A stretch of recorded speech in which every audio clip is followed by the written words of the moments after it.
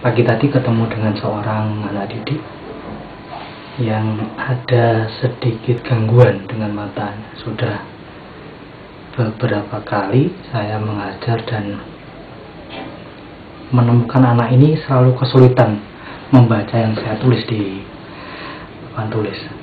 Saya menyarankan beberapa waktu yang lalu untuk mengecek matanya, siapa tahu ada minus atau gangguan yang lain, tapi sampai tadi pagi belum juga dilakukan.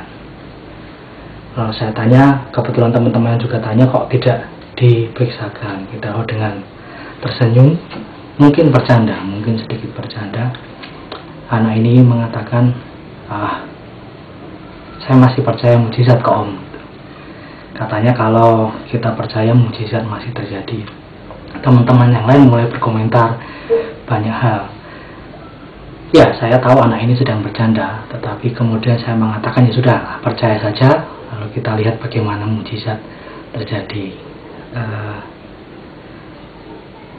Tapi saya menemukan bahwa banyak orang Kristen punya pola pikir yang sama tentang mujizat, bahwa semua permasalahan, semua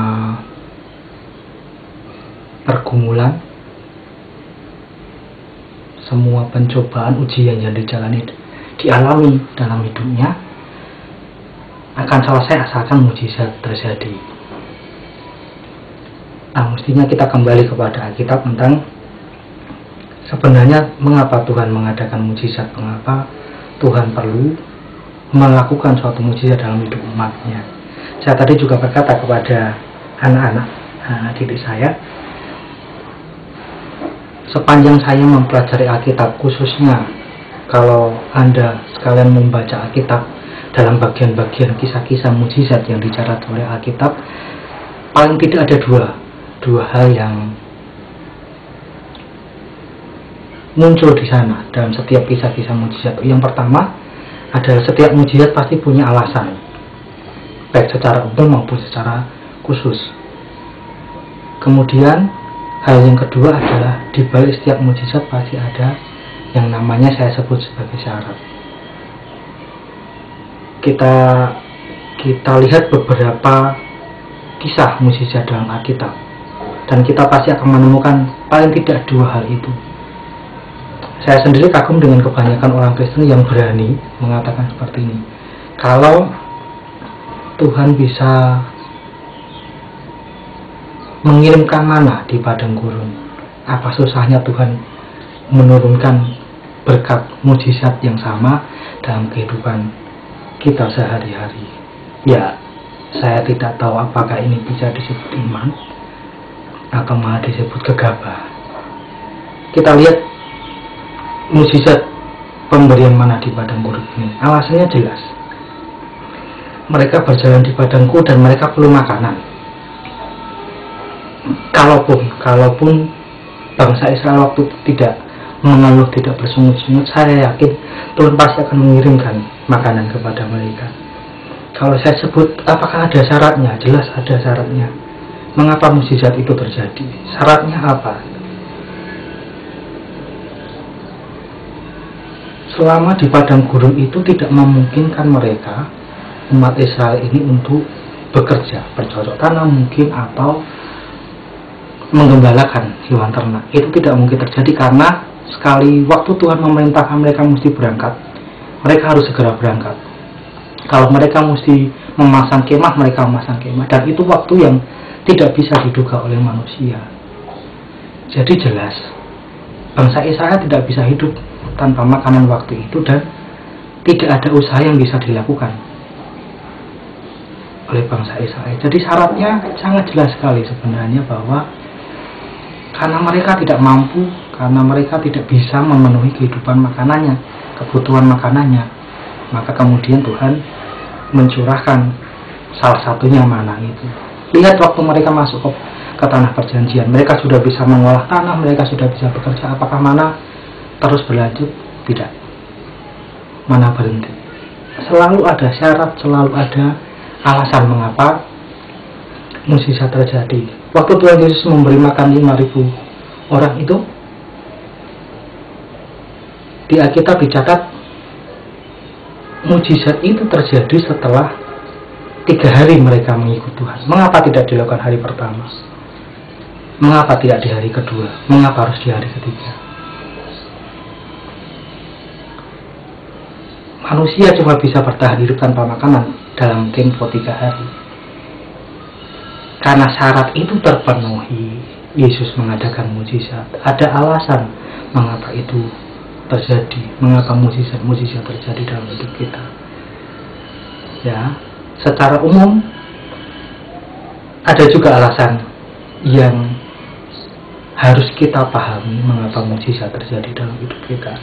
Salah satu kata dalam bahasa Yunani di Alkitab Perjanjian Baru yang ditunjukkan untuk menunjukkan kata mujizat adalah kata semeion.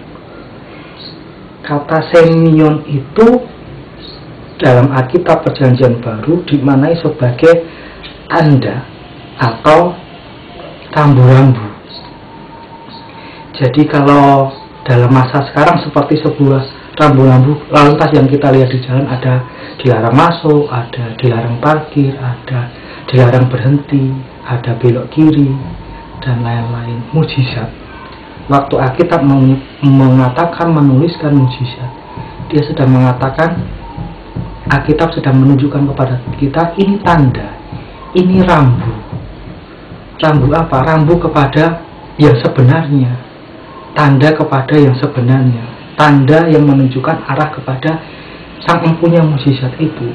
Saya berulang kali mengatakan kalimat ini, kekristenan tidak berpusat kepada mujizat. Kekristenan mestinya berpusat kepada Kristus. Kalau kekristenan yang selama ini dibayangkan berpusat kepada mujizat, ketika sekali waktu Tuhan tidak mengadakan mujizat dalam hidup kita, apakah kita akan tetap ikut Dia? Dalam Yohanes pasal yang ke-20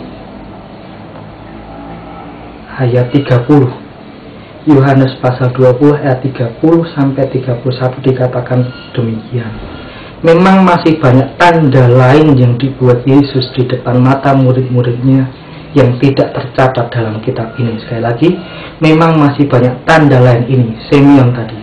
Tanda lain yang dibuat Yesus di depan mata murid-muridnya yang tidak tercatat dalam kitab ini. Tetapi semua yang tercantum di sini telah dicatat. Ini loh tujuan rambu-rambu tadi, ini loh tujuan dari tanda, ini loh tujuan dari semeion itu, supaya kamu percaya bahwa Yesuslah Mesias Anak Allah, dan supaya kamu oleh imanmu memperoleh hidup dalam namanya.